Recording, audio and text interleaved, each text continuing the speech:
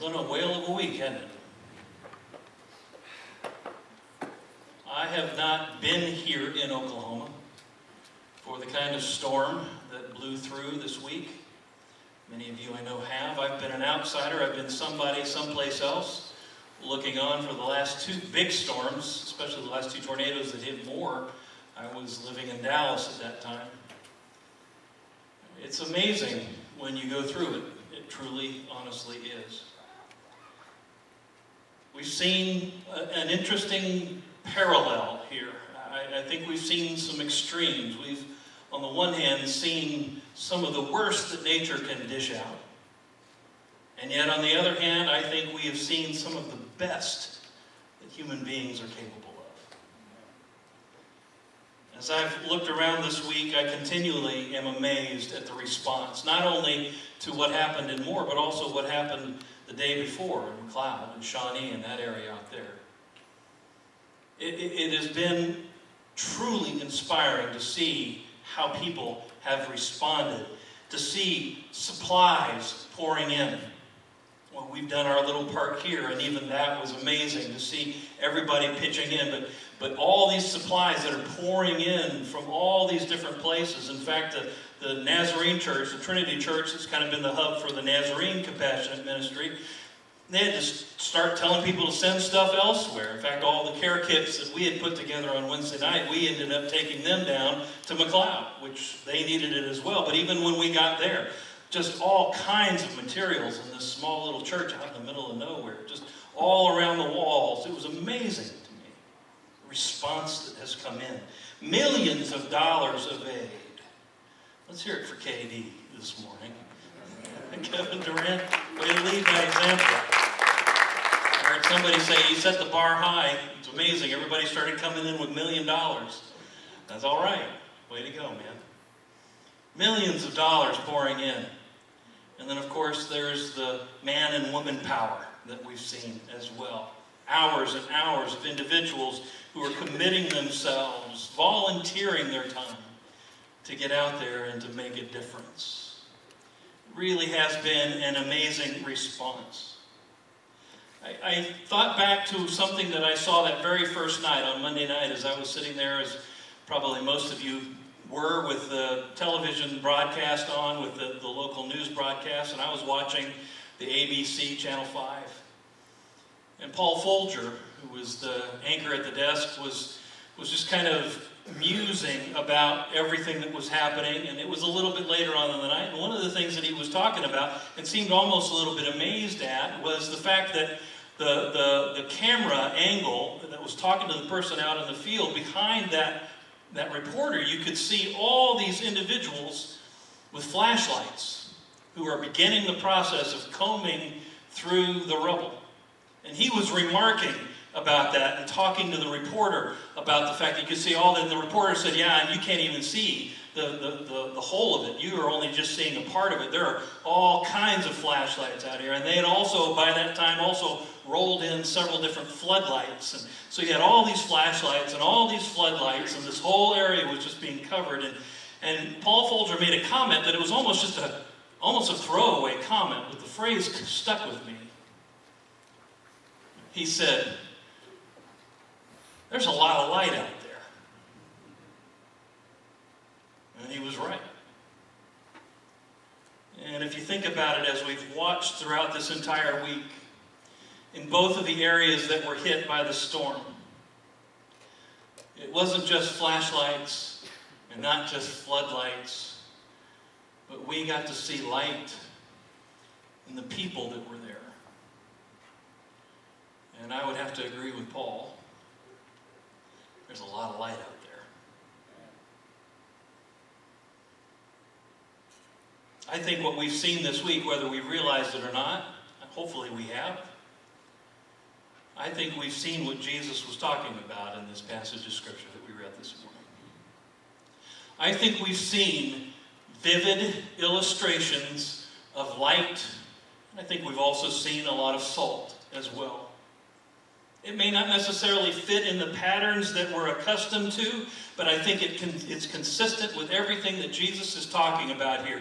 Because when he's talking about salt and light, he didn't just drop into this conversation about salt and light out of nowhere. This particular passage that we read this morning was in the flow of something that had already begun in the verses before. We refer to them as the Beatitudes. And if you just glance back at them very quickly, you can see what they are.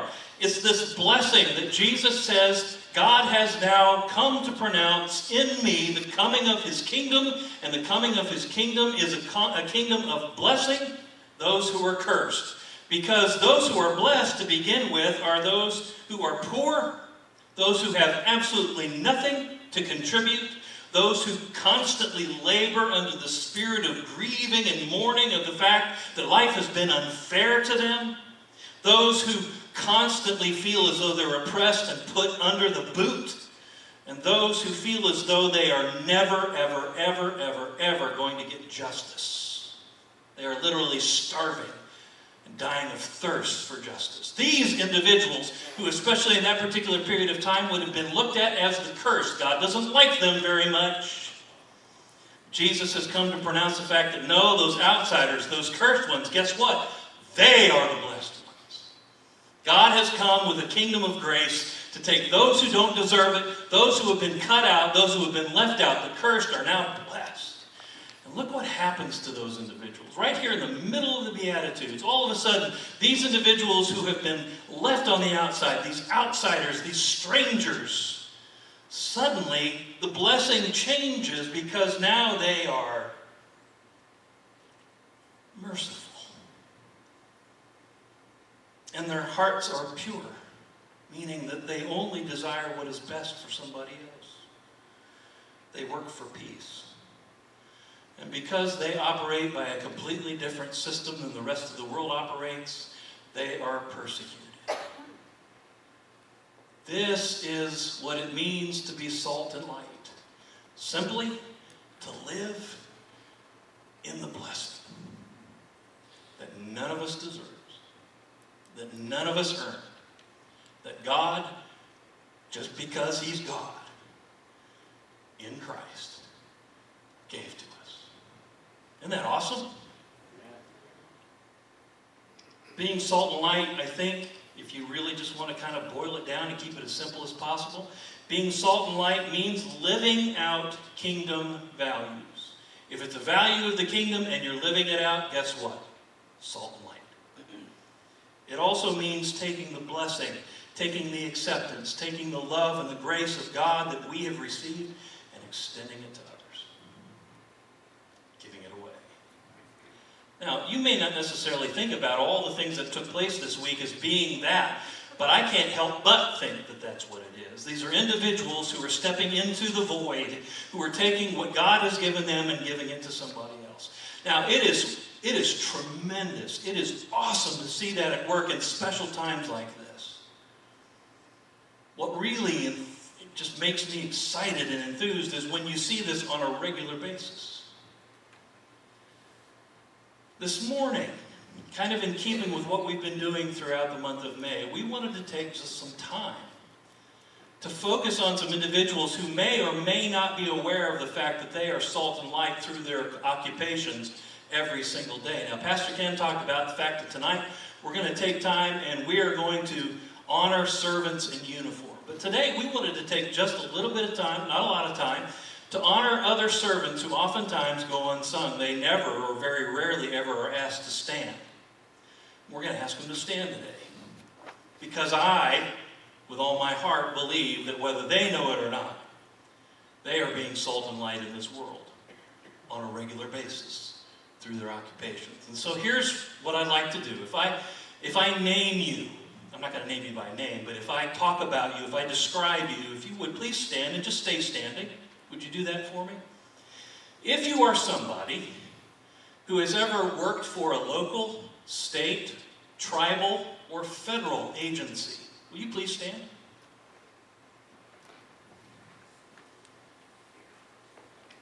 If you are somebody who has been involved at any level, in the judicial system of this country, will you please stand? If you are somebody who has ever been elected to office, would you please stand? If you are somebody who teaches school, would you please stand?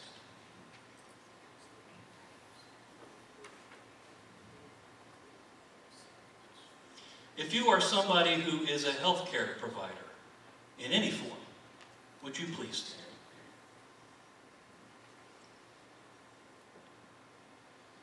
If you work for a nonprofit service agency, would you please stand?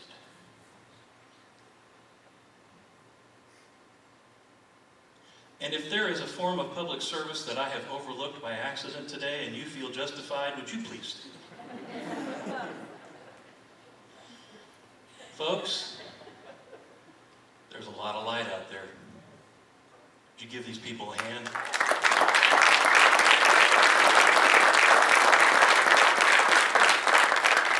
Thank you to all of you. Hopefully we realize that the call to be salt and light that Jesus places isn't just occupational or occasional, as wonderful as those things are. I'm not downplaying them in the least. But I hope that we come to understand at some point in time in our journey as we continue to engage the Scriptures, that Christ calls all of us as citizens of His kingdom to be salt and light all the time, everywhere we are, in our homes, in our neighborhoods, in our places of business, in our schools. Everywhere we go, we are called to be salt and light all the time.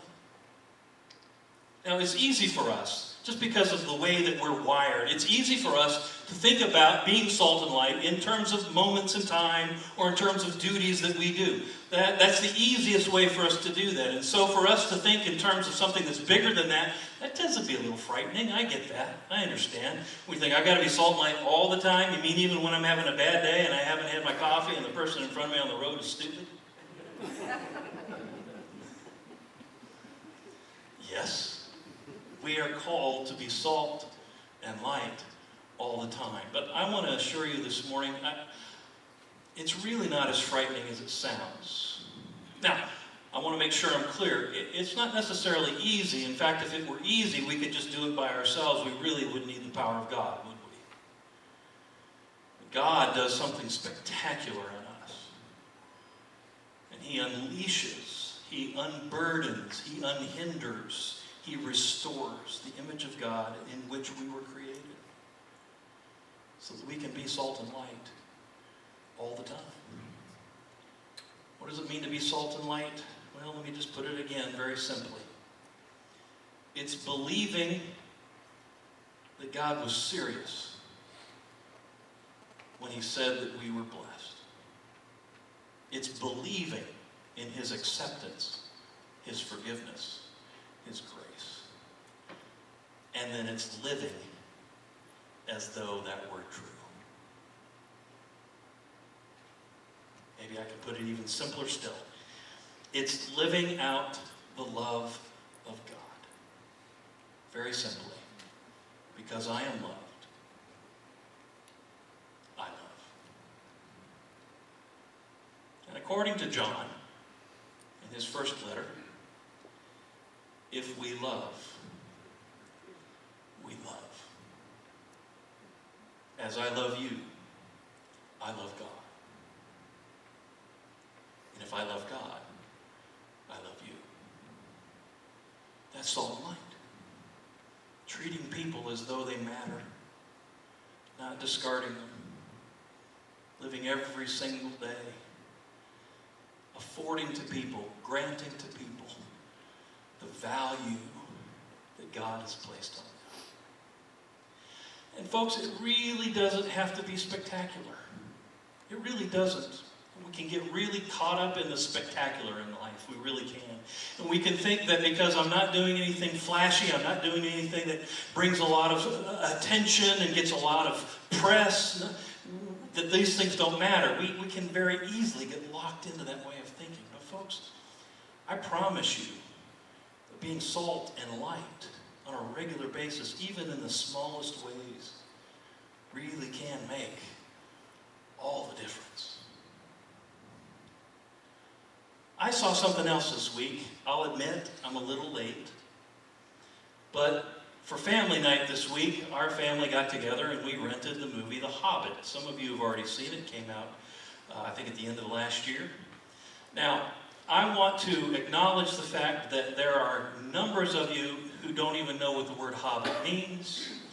I realize that there are some of you in this place who couldn't give one shiny or rusty nickel about The Hobbit and anything related to the Lord of the Rings and anything that J.R.R. Tolkien wrote. I will acknowledge that fact. So please don't feel as though I'm putting you down. But for those of us who really kind of like that stuff, God has a way of speaking. I thought I would share something with you today. Now let me just set it up a little bit. If you've never read any of the books, if you've not seen any of the movies, then you don't really know. A hobbit is a small person in this mythical land that J.R.R. Tolkien created called Middle-earth. They are referred to by most everybody else in Middle-earth as halflings. They're little people. And what these little people have been invited to do, first in The Hobbit and then throughout the Lord of the Rings, is to bring what they can contribute to the task and the quest at hand. In The Hobbit, the quest is that the dwarves are looking to be restored to their home that was taken away from them several hundred years before. They're on this quest. And the wizard by the name of Gandalf, who, if you really know anything about the story, is kind of plays a sort of Christ character throughout the books. He has asked this one character, this one hobbit by the name of Bilbo Baggins, to come join their quest to restore the home of the dwarves. But the quest is a challenge, and they are faced with uncertain times, and darkness is on the rise in the land, and there's a lot of uncertainty. So Gandalf finds himself having a conversation with the queen of the elves. And the elves are kind of these ethereal people who are kind of almost perfect beings. And he's talking to Galadriel, the queen of the elves. And it's not a very long conversation, but something is said here that I wanted to share with you today because I think it has a lot to do with what we're talking about. So Mark, if you would you please roll the clip?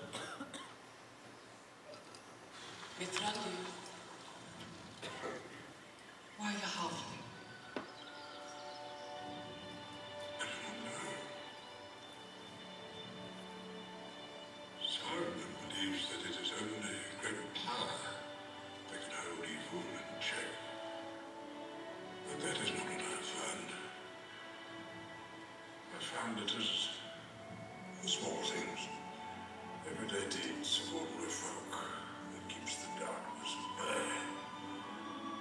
Simple acts of kindness and love. Why Bilbo Baggins? Perhaps it is because I'm afraid. But it gives me courage.